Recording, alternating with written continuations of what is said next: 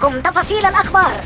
محافظة القاهرة طالب بتوفير خرائط حديثة للقاهرة وإمداد الإدارة العامة للحماية المدنية بها لمساعدات سيارات الإطفاء على مهامها والوصول إليها بسهولة من خلال نظام الGPS. وأكد ضرورة الوصول إلى مفهوم المدنية العاملة من خلال إعداد تقرير شامل عن احتياجات الإدارة من معدات وأفراد طبقا للأولويات. جاهزة؟ الGPS هيساعد المطافي بإخلاص. اشمعنى؟ اتجه يسارا، الحريم طاع خلاص. السواق لزميله في حوار مش عادي. اشمعنى؟ هي العربية فيها مية ولا هنروح على الفاضي؟ قلت لسواق المطافي يا راجل قوم. اشمعنى؟ المية خلصت قبل ما تشغل الخرطوم.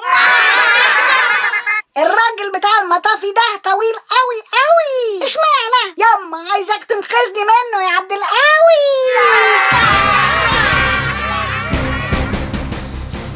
شاب روسي يدعي إيغور ليزوفينكو 29 عاما قرر كسب عيشه باستخدام فن الوشب بتقسيم ظهره إلى مربعات وبيعها للشركات كساحات إعلانية. كما قام طالب أمريكي يدعى أندرو فيشر 20 عاما بتأجير جبهته في مزاد إلكتروني لوضع وشم مؤقت لصالح شركة سنور ستوب للإعلانات مقابل 37,000 دولار أمريكي. جاهزة؟ عامل جسمه إعلان والموضوع هيطول. اشمعنى؟ عايز أعمل إعلان بس أشوف مكانه الأول.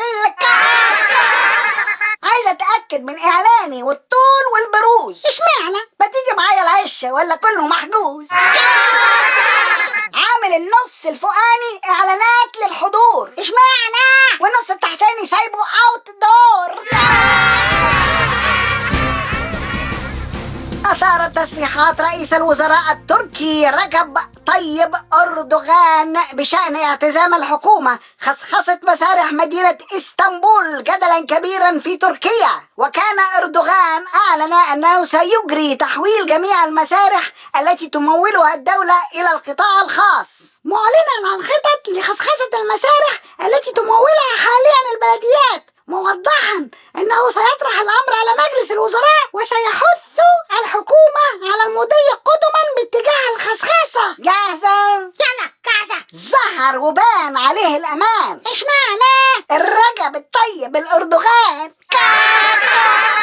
أردوغان تصريحاته مسارح وبصبصة. اشمعنى؟ تعال عندي بموت في الخصخصة. يا أردوغان يا روحي انت حبيب عصري. اشمعنى؟ مفيش منك واحد على مصري. يا أردوغان خصخص كل حاجة في التمام. اشمعنى؟ بس ابعد عني انا قطاع